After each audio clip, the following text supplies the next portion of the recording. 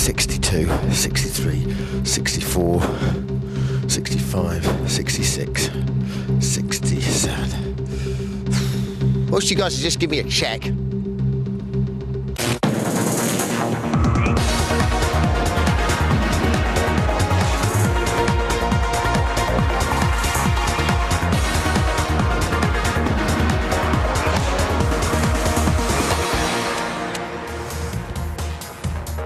Oh, hello, my friends, how are you? It's dawn. Welcome, my friends, to Celebrity Big Brother's Little Breakfast. Quite simply, the only way to start your day. It's day 20, and the time is 8 o'clock exactly, of course, because that's the time we go on there. Coming up on this morning's piping hot plateful, oh, the irony, we go live inside the house to Big Brother's secret room. Shh, everyone, shut up, they'll hear us. And talk tasks with communication coach Jane Riley. Jane, beautiful Jane. We get to hear your thoughts in Ask BBLB if you have a question or you just want to get in touch with us. The details are on the bottom of the screen, I believe, right now. Also, Media Smarty Pants Paddy O'Connell's here. Very clever gentleman. He's been telling us which housemates are destined for greatness after they leave the house. And very exciting, everyone. We have our final audition to find the final member of Candy Floss with a K. But we start the show as we always do. Rarely outside, I might add, with Little Brother's big news. So anyway, last night the housemates were told they'd successfully passed the banking task, but at 7:21 p.m, their jubilation quickly descended into yet another argument. Take a look at this. What? Are you angry about us drinking? I'm angry about the level that both of you will go to lie. As far as we were concerned, it's for you, all of our good. Don't agree. It was for the you good were of channeling everyone. what you perceived him to be, and I would bet you were the one that silenced his vote when he brought £140 to the I just table found for out. a food budget. He wanted 140 goddamn pounds of food, and all of a sudden, he's a bad guy because he opened his mouth because he wanted to vote for you. You're exposed to the whole country as a sneak and a liar. What, for going in there and doing a task to keep it a secret? No, for his double standard. And it wasn't long before a certain housemate took the opportunity to air some past grievances. That's George, by the way. At 7:32, things turned really nasty. You ought to address the fact that you've got no loyalty to anybody. When we were sitting in there, in that living room, when there was scope for a debate about whether I should have my rights taken away from me, you sat absolutely stum and said nothing. You know why? Because you care about nobody except yourself. You're the most selfish, self-obsessed person I have ever met in my entire life. George, you're in this frame of mind because you've been nominated again, and you take it as a personal slight, so you thought the most value is to go for me. I cared a lot about you. I did a lot for you. And I've done nothing for you, in the George. back. And I've done nothing for you, Nothing. George. Absolutely, I absolutely nothing. confirm that. I feel really sorry for All you. you were gonna You're do- that sad that no wonder Blair threw you out, Well, George. no wonder you're talking. We wouldn't want to forget George's birthday, would you? And finally, at 11:55 p.m, Big Brother threw a party for the housemates just to lighten the mood a little bit. But after earlier arguments, Chantel was the only one in the mood for dancing. Come, Pay, come dance with me. Hunger for you. Dancing with drinking.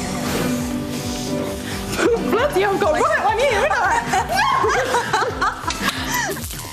I guess Chantel hula-ing away.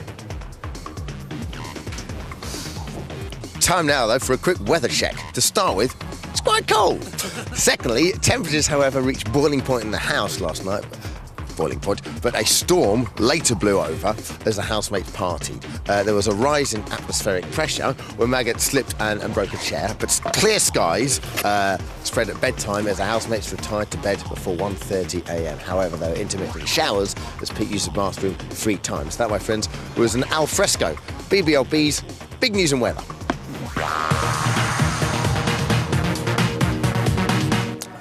You might be checking these out as well. These happen to be the BBLB patented mittens, hat and scarf set. I think we have a couple left, do we? Yes. Yes, and we'll be giving them away sometime later on this week.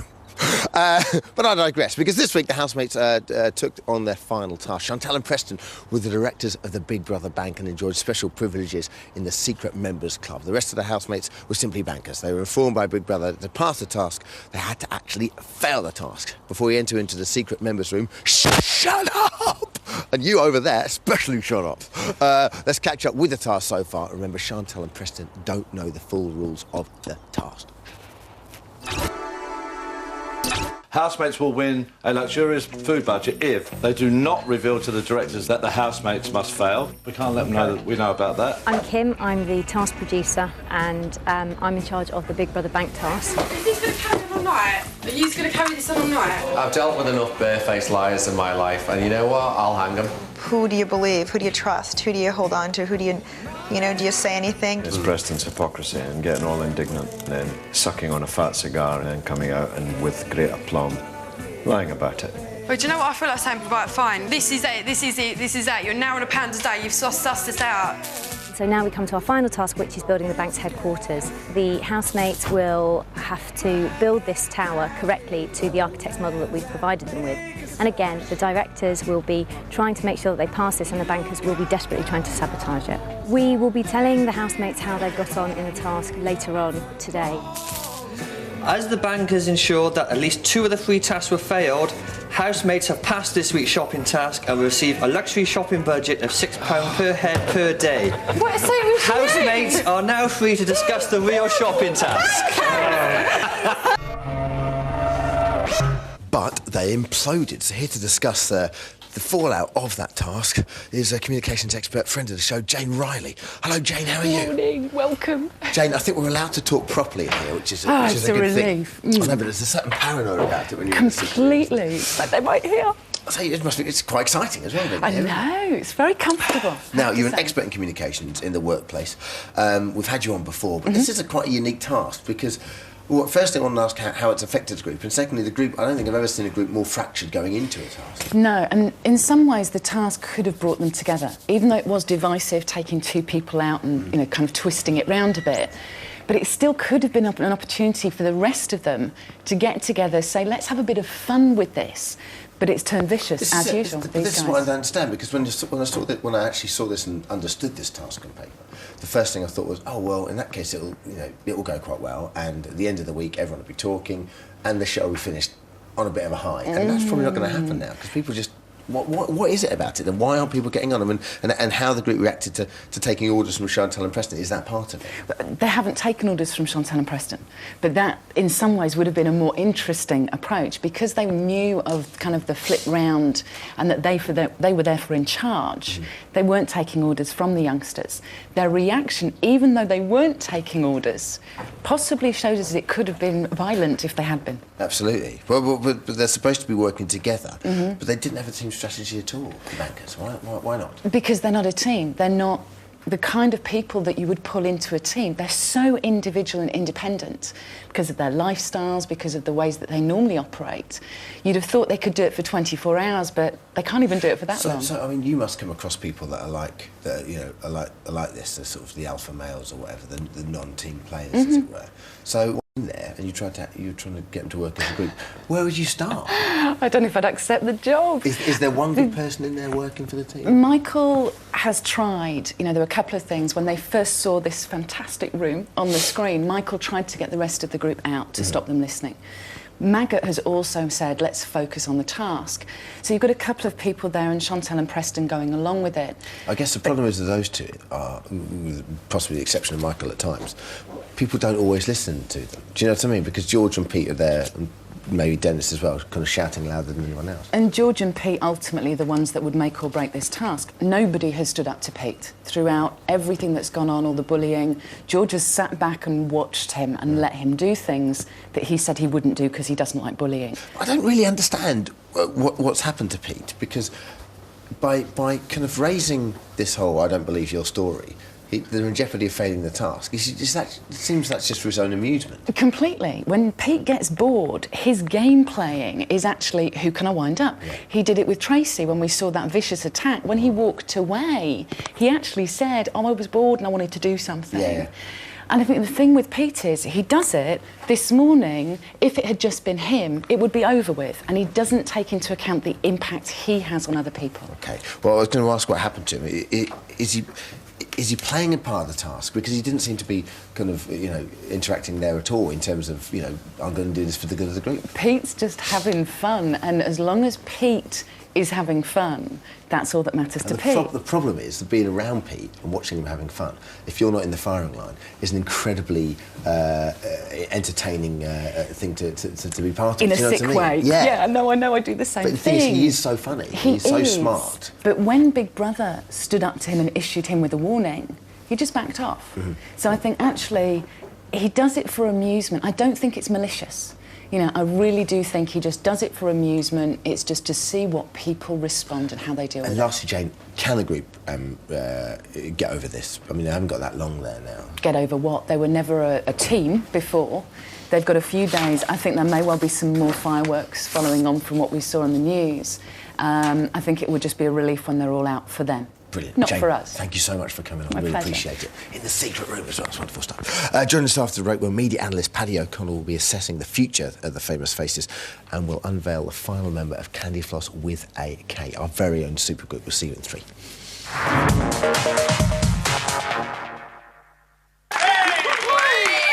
Nice to be back inside, isn't it? Isn't it, everyone? Nice to be back inside. Of course it is. Hello, welcome back to Celebrity Big Brother's Little Breakfast. Hope you very well. It's day 20. The time is 8:14, I'm being told. Still to come, we hear your views and ask BBLB. But first, it's time to put the final piece to the jigsaw in the pop-based puzzle that is Candy Floss with a K, everyone. Exactly the right reaction. Well done. Since Chantal has been in the house, we've been scouring the country to find some bright young pop stars worthy of a place in our own band. So far, the delightful Sian, Emily and Emma are all waiting in the wings. But still, we need one final member to complete the set. Who could it be?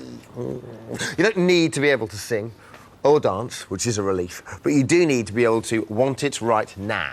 So, who is on line 1? It wouldn't be Chloe from Poole, aged 17, who's a student, would it? How are you? Hello, Chloe from Poole. Hello. How are you, all right? Yeah, I'm really good, thank you. How are you feeling today about your imminent audition? Oh, I'm really excited. I love Candy Floss. I love Chantal. I want her to win. Vote Chantal. Why do you want to be in the band? Because I'm addicted to Candy Floss and you are what you eat, so it's appropriate. Well, you look delightful. You have a lovely... thank you. You have a lovely flower in your hair there. OK, we're going to play some intro sort of music for you and then I think about 4 bars and then it's over to you. OK, I'll cue you in. Ready? OK, thank you. OK, brilliant. Go for it. Boop, boop, boop. I want it all. Wait, I want it right now. I'm gonna get what I deserve and much more somehow.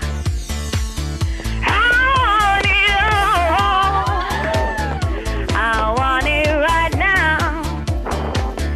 I'm gonna set the whole plate clean. Mark my words now. Yeah! Well done, Chloe. Well done, Chloe. OK, well done, Chloe. Thanks. Hello there. OK, let's go to line 2. It's Tace from Troon, age 17, you're a dancer. Hello, Tace. Hi. How are you? All right? I'm fine, how are you? I'm very well, thanks. What do you bring to the band? I'd bring lots of laughs and I'm bubbly and everything else and I love to sing and I do want it right now. Well, good for you. OK, let's play the intro and then over to you. I'll cue you in.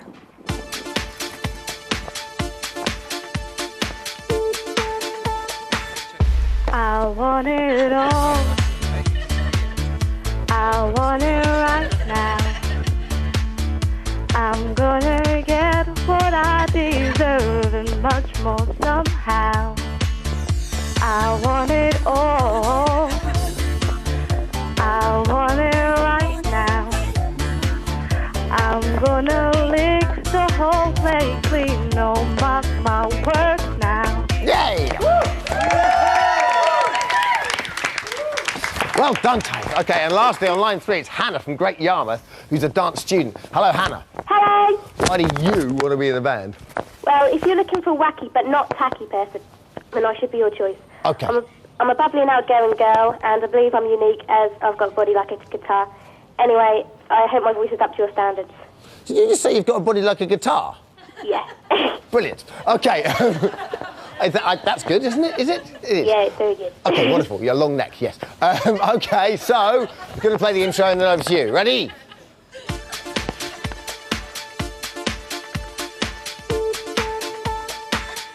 I want it all.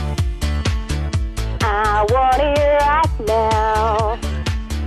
I'm gonna give what I deserve and much more somehow. I want it all. I want it right now. I'm gonna lead the whole place clean. Mark my words now.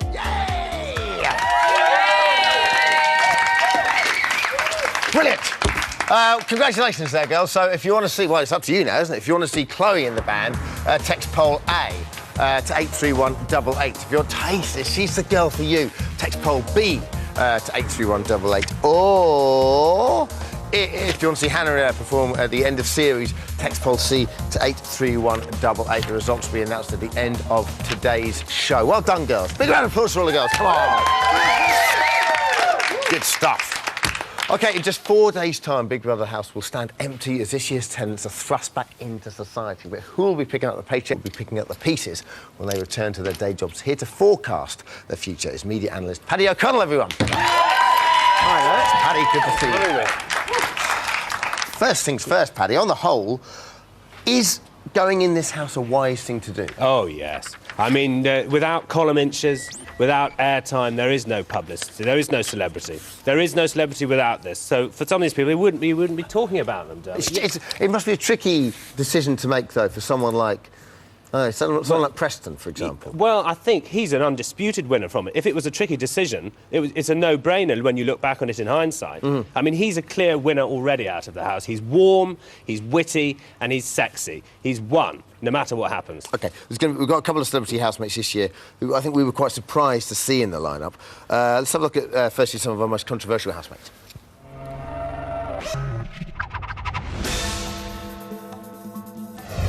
Tonight, you convinced the rest of the house that you are more famous than Preston and Maggot. I've passed my mission. You're hot property now. I'm not. You are one of the most famous girls in the country now. No. You are.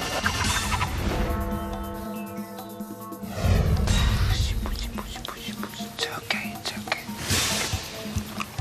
That's swimming. Delicious.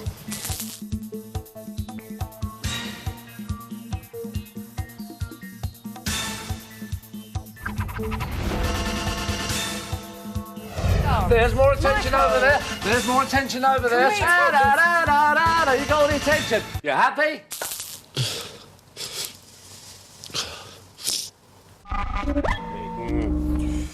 Wow. OK, Yeah. first we start with Barrymore. It's very worrying, that bit, to see it back. Still makes me feel bad. It's quite cringy, isn't it? Picking on Jodie like that. Bullying.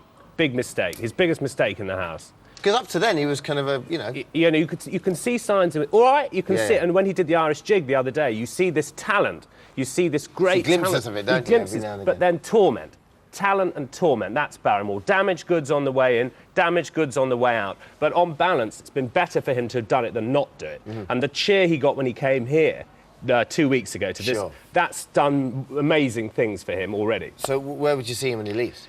When he leaves, he's never back on mainstream TV. No. If he could get it together with Pete Burns, you could pair them and put them on TV together. Michael Barrymore and Pete Burns late at night doing something. But basically, he's never back on mainstream television. OK, George. Is George going to carry on being an MP?